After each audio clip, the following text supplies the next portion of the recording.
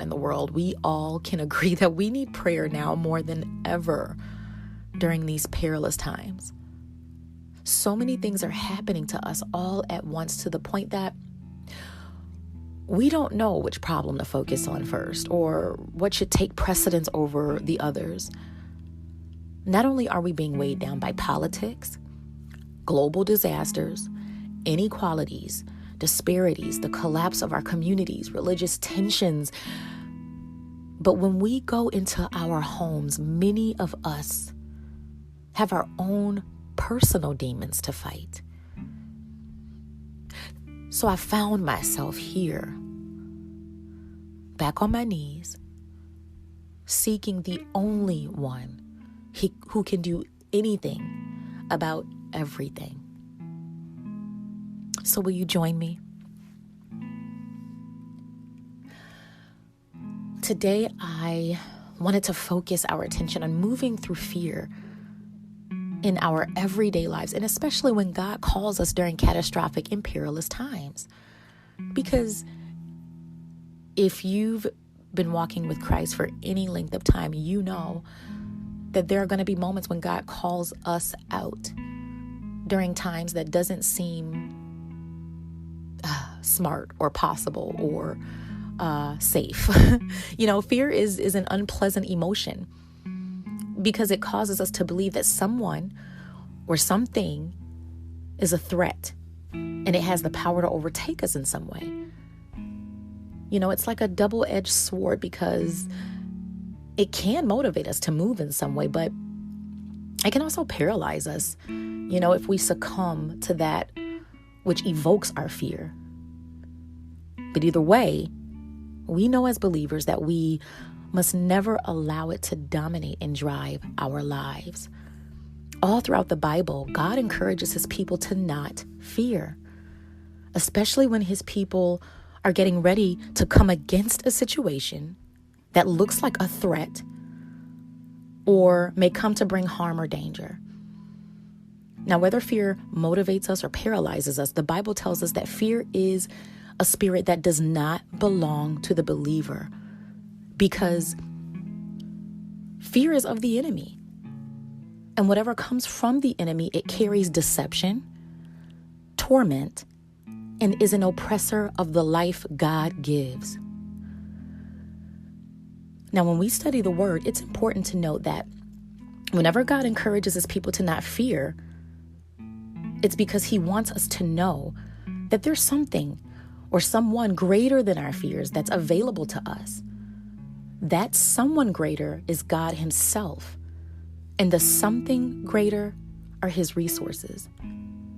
We need to recognize that God is greater than what or who we fear. And we need to trust in God's ability and his willingness to overtake whatever has come to threaten us. We need to trust in that more than we trust in our fear's ability to overtake us. For this reason, we can learn to move forward in life, even in the face of adversity. So let's look at Gideon. He's a forerunner of our faith, a military leader. He was a judge, a prophet whose calling and victory over the Midianites are recounted in chapters 6 through 8 in the book of Judges. Excuse me. And so like us, Gideon had to learn that God was greater than anything he feared and was able and willing to deliver him and his people. You see, Gideon was called by God to fight the Midianites, which were Israel's enemy. And this was during a time where the Israelites did evil in the eyes of the Lord. So for 7 years, he gave them into the hands of the Midianites until they cried out to the Lord for help. So God sent his people a prophet and an angel to prepare Gideon for Israel's deliverance. But you see, Gideon was overwhelmed with fear by God's request because he knew all too well what the Midianites were capable of. He's seen what they were doing to the land and his people. because of what the Midianites were doing to Israel at this time, engaging in battle, or any calling for that matter, was just not something Gideon was glad about doing. These people were savages. Israel was greatly outnumbered by them, and whenever they were around, they destroyed everything in sight. Scripture says that whenever the Israelites planted their crops, the Midianites and other enemies from the east invaded the land and just ravaged it. Scripture says they took over their land and ruined their crops all the way to Gaza and did not spare a living thing for Israel. The Midianites were just simply oppressive. So oppressive that the Israelites, they hid away in shelters, mountain clefts, and caves just to stay safe. If you look at your own life, can you recount a time that you've ever been stricken by so much fear that you found yourself hiding away?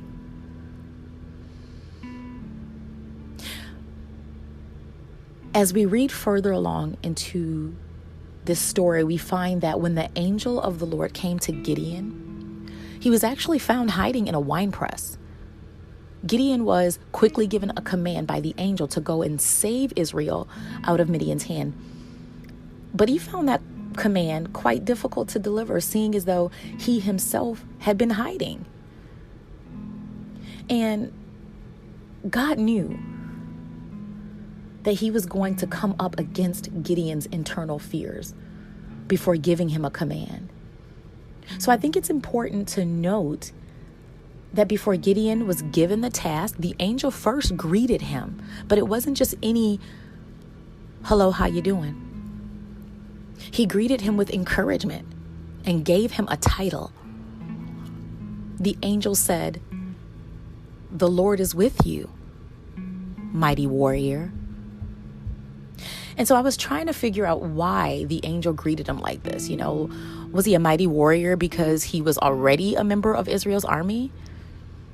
Before Gideon was instructed to advance against the enemies, I believe the angel wanted Gideon to know, hey, listen, before I tell you why I'm here, I see that you are full of fear, so I need to give you some support. I need to give you confidence and hope that there is someone greater than who your people are hiding from. And he's right here with you. And I'm calling you a mighty warrior because whether or not you've ever been to battle before, that is who God says you are.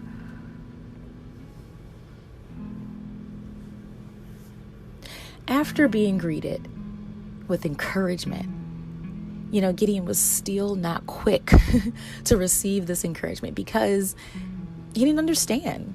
He didn't understand why such a catastrophe was happening to his people and how God would use him, because he saw himself as the least of all his people. So Gideon just kept requesting signs from God. Like, are you sure you want to use me? Look at me. Look at where I come from. Look at my people. What can we really do for you? We as readers, we can see why Israel was being tormented. But in that moment in time, Gideon, he did not understand the error of his people's way. And he simply wanted answers for God as to what is going on and how can you use me? He wanted to understand why and how God would use him during a time where him and his people were forced into hiding. He wanted assurance that God was serious about using him. And he simply wanted his people to be delivered from their oppressors. There's nothing wrong with that. There's nothing wrong with getting assurance from God. Excuse me, I'm gonna take a drink of my coffee, see if it's... Oh yeah, it's calmed down. So now Gideon, I don't think he was different from us. In fact, I can easily see myself in my own situation, not too different from his. Insurmountable obstacles on every side, with seemingly no tools to leverage the playing field.